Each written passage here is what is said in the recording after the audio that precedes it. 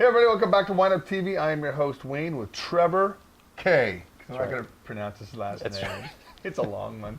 When we get back, he's going to tell you a little bit about the Sweet Cheeks property down in Eugene, Oregon. Stay tuned.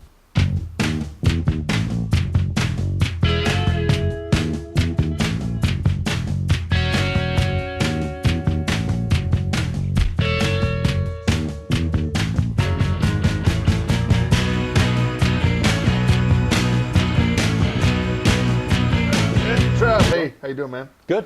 Good to be here. Good. You know, I'm glad you're here. This is kind of cool. Okay, so Trevor walks in, and he's pimping out the Sweet Cheeks wines, which is cool because, you know, the most important thing that I told him is I'm kind of glad that Sweet Cheeks has a spokesperson. There's a lot of the wineries out there that still haven't gotten it and just have distributors expect to do the job that he does, and you have to build your brand, and you have to build it slowly, but you have to keep your face out there and keep the wines pouring out there, because that's the only way you can sell all the wine you make.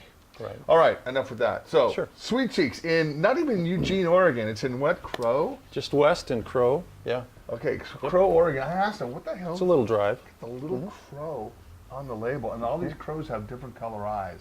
Kind of creepy. I love it. Very cool. All right, so Sweet Cheeks. Give me the rundown on Sweet Cheeks. Sweet Cheeks was. Don't be looking at me like that, big fella. Yeah, that's the name always comes up. It's very memorable. It is. But the story behind that is there's if you close up on the label itself, you can see the little crease in the hill, which has a nice little indentation there. We'll call that a crevice. Yeah. The owner, Dan Smith, when he was developing the land, getting it all cultivated there, saw this nice little curvature there in the land, and said that looks like a female's behind, and that was the Sweet Cheeks. And that's where Sweet Cheeks kind of born. Exactly. Right, this was 1978. The name came a little bit later, but that's what it was designated at that point in time, just as a vineyard, as Sweet Cheeks Vineyard. Yeah. So who owns the company? Dan Smith. Dan Smith. So how did he decide that piece of property in Crow, Oregon, and to plant Pinot and Pinot Gris and all that stuff? Well, he had various opportunities to buy land over the years, and he had some association with some wineries. Across the street is Hinman Sylvan, so up That's above old there. school too, yeah, Yeah, right. exactly. Some of the pioneers out there. He, as many wineries developed along, they do grapes for a while, they do the vineyard, and they say, hey, I'm selling my grapes to these wineries. Why not make our own wine and develop our own label? Yeah, that's so smart. Yeah, so that's became it, but he was sort of stuck with his Sweet Cheeks name, and we developed that into the winery name. And then he had some ideas about what he wanted to do for a label. The crow was incorporated, the sort of the horseshoe look around there, and it just sort of caught on. 2006. I like the label. Yeah, you know, it's catchy. I'm a label critic, and I am, Okay. because I had to tell Right. some reps to come in here and say, dude, that is the ugliest freaking label I've ever seen. And they get offended. But you know what? I can't. I'm just going to tell you like it is. All right. 55 acres. Yeah. Almost 100% estate fruit. You do buy a little bit here and there. For these three, we do incorporate some Southern Oregon grapes when we need to do the big reds. Okay. We don't sell as much of that. We do some special 500 to 1,000 cases of those type of varietals. But these are our main Oregon wineries here. Our wines, the Pinot Gris, which we're pouring right now. This is 2011. And yeah, we have 55 acres right on the land, a beautiful sloping land. If you ever get a chance to come down to the tasting room, it's spectacular views. That's what I've heard. I've heard a yeah. lot of really cool things about Sweet Yeah. Cheeks Winery. And I'm going to have to make it down there this summer. You know, Yeah. definitely, and spend some time. You know, I live in Portland, like a lot of you guys know. Eugene's about a little over 2 hours from here, maybe 2.5 hours. It's not that bad of a drive, but when I go somewhere, I like to, you know, have a couple glasses of wine. I don't feel like driving all the way back. So Right. I need to kind of explore all those wineries around the Eugene area. King Right. Estate, Benton Lane, True. Yeah. Hinman. Yeah, there's several down there. There's lots of down there. The Southern Oregon, Willamette Valley doesn't get as much press sometimes because we're not in that McMinnville, Dundee area, but there's a lot of us down there that would welcome everybody down. Especially in Eugene, you probably have a lot of Yeah. medical marijuana places down there too. Just saying. Yeah. I'm not saying anything. but I've heard, so. All right, so the 2011, one thing I've noticed is the acidity of the 11s. Right. And I kind of like that. Yeah. It's good to let the wines age for a while as well. You can actually lay these down for a couple of years. Not that I'm Right. saying you should, because most of you don't have the patience to do that. But some of these wines definitely will get a little bit better with a little bit of bottle age. Absolutely, and we just had an opportunity to look at how our wines age, with especially with the whites, the Pinot Gris. We were just settling up the 2009 version of this, and it does soften up a little bit. This is much nice and crisp. It's Granny Yeah. Smith green apple You got crisp. it. Yep, it's that's Wonderful on a warm. warmer day. It's cold. It's middle of December right now. It was actually chilly this morning. But yeah, these wines are great poolside wines and great with oysters. This would be a good summer seafood salad wine. You got know, it. Yep. I am excited it's wintertime now, because this is where I like to drink heavier cabs and more complex pinots. Because in the summertime, it's hard to really kind of get into, like that wall cab. It's great if 95 degrees outside. Oh, this is wonderful. A little heavy. Yeah. Yeah, right. All right, so Pinot Noir. I noticed you have about 1,500 cases on the Pinot Green. It's about Correct. 12 and a half, $13 a bottle, which I Yes. think is a pretty good price. Yeah. One thing I've noticed is your wines are very well priced. They're priced to sell. And they're solid wines. We've been in the area, like I said, down in Eugene, Springfield area for quite a while now. Extremely popular. We're just starting to step our toes out of the area down there and get some exposure. People, like you said about the label, you like the label. It's intriguing because it's different. And then you taste the wines and you say, well, it just isn't a cute label with some wine thrown in there. It's some really good wine in there. And our winemaker, Mark Nichols, Australian, heavy accent, fun guy to talk to, and he does an excellent job with all of our Did the wines. dingo eat his baby? He calls me a bloke all the time. bloke. Yes, yeah. I'm gonna love to talk to that guy. Call him Trevor. Bloke. All right. So, do you guys hold your wines back a little bit? Because this is the 2008 Pinot, or you won the 9 and 10. You just have a little bit of the 8 left.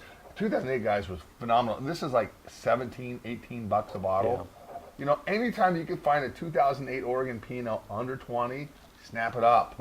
Snap it up. Yeah, very complex, nice and bountiful. The 2008's not one of your lighter ones, although it's still in that Burgundian style. We didn't hold any back, but we did make quite a bit of it. What we're finding down in Eugene, and this is why we're sort of stepping out, is that we've gone beyond our capacity, and we need to start stepping out and creating new channels to get our wine distributed. Well, so 8 to 10,000 cases, you have to. yeah. You have to make a presence. And how do you do that as a distribution manager?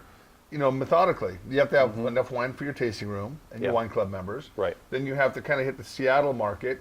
But it's always nice to hit the Idaho market and start moving your wines a little east from there. Absolutely, and we're finding I'm tapping some distribution people that I've dealt with in the past, and you don't want to go join up with somebody in another area or another state that just has 25 other Oregon wineries. So we're picking and choosing some ones that don't have quite as much in their portfolio, and we're targeting some other states that I've had some luck with and aren't the big states, is Alabama, You gotta get Louisiana. Georgia. Man, They really love the it. brothers down there, sweet cheeks. Exactly. They eat up this Exactly. name. Yeah, absolutely. and it's fun down there in the South. They're good people. Yeah. All right, this wine here, it's typical 8. Mm-hmm. It's a little bit earthy, real good dark fruits, good oak balance to it, good acidity to it. I tell you, this has another 3 or 4 years to live for its maturity. It's got a nice silkiness. It's really light on the palate. Under So $20, guys. Yeah. About $18 a bottle.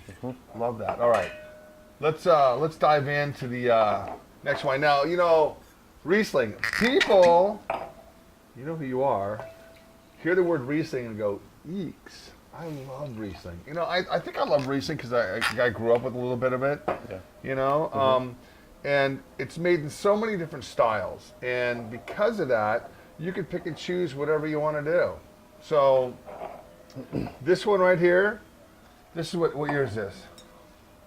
2011. 2011. Yeah, just bottled. And So it's new wine. Yeah, Because I didn't want you to bring me, you know, old wine. I like fresh wine. and we sell this thing out every year at the tasting room. There's no problem with this Riesling. We're gonna have to make more if we go out and create different channels because it's extremely popular in the local area. It's a semi-sweet, but what Mark does special with this Riesling, it's got a little bit of a spritz to it. It's got some residual sugar in there, about a little over 5% there. That's a lot. Yeah. But it doesn't taste like, there's good No. acidity in there. Right. The little sparkle in there. And I like how they have this little thing on the back now. This is getting very popular for Rieslings.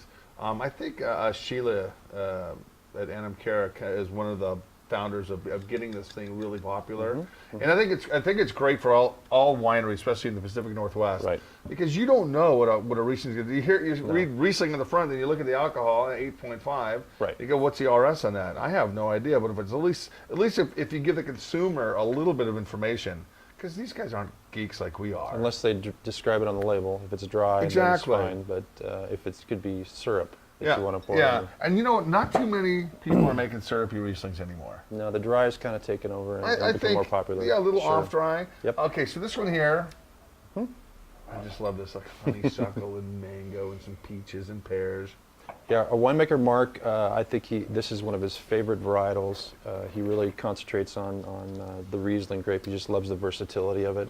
And he does a lot of, we do a dry one at the winery also that we don't let out just for club members. But we do have he has an affinity for doing the Riesling. He loves because I think he has some control to, implement more sugar, less sugar. And not only that, is what other grape do you know of that you could pick it, destem it, press it, ferment it, and bottle it within 90 days, out the 120 door. days, it's out You the got door. it. This Yep. is cash flow. Yeah. This is barrels expense, letting your wine sit for a while. And this is, don't release this too soon, but good 6 to 8 months after it's made. You got it. Want to put this on the market, especially March, April, May for summertime. That's true. All right, anything else you want to tell me? Now, your facility, Yes. you have music down there? Music, we have Friday night twilight tastings up open till 9, but every day of the week we're open till 6 for tastings. We have a free flight of initial tastings, and then we have some other wines special wines. I should say the one wine that we do have we're known for, but you can't get anywhere else but the tasting room is Rosy Cheeks. Rosy Cheeks. It's a rosé. It's a little bit sweeter than the Riesling. It's sweeter than the Riesling? Believe it or not, yeah, but Chicks must dig it that wine. it flies, Yeah. and people are asking constantly whether it's going to be out in the market, and we just Tell kind them of no. keep it home. Yeah. Tell them no. You have to But have you got to something- come down. You have to have something that right. you draw the people into. That's marketing. That's exactly what I love hearing. Because then when it's out, then they don't have to come to the winery and get it. It makes it right. special, That's right. which is great. So am I still invited to the winery? Absolutely. Even after all this? Man, I love Sure, dude. you bet. All right, so we're going to talk to John when we come down there, right? The John. winemaker? Mark Nickel. Oh, Mark, I'm sorry. We're Yep. going to talk to Mark Nickel. Absolutely. And you said he's going to open up a vertical Grange for us while we're down there? Because we have to, fish from Australia, you got to drink something really, I got to kick it up a couple notches. He's also a nice chef, so Is he'll he? cook you up something in our kitchen. So absolutely, yeah. We'll show you a good time. If I don't have kangaroo burgers, I will be disappointed. I will tell Anyway, him. Trev, I will thank tell you him. very much for Yeah, coming on. good time. Guys, check out these wines. I'm going to carry them, and if you're in the Eugene area, go say hey. Go ahead, Trevor. Tell him I said hello. Cheers. Guys, have a great week. Bye-bye.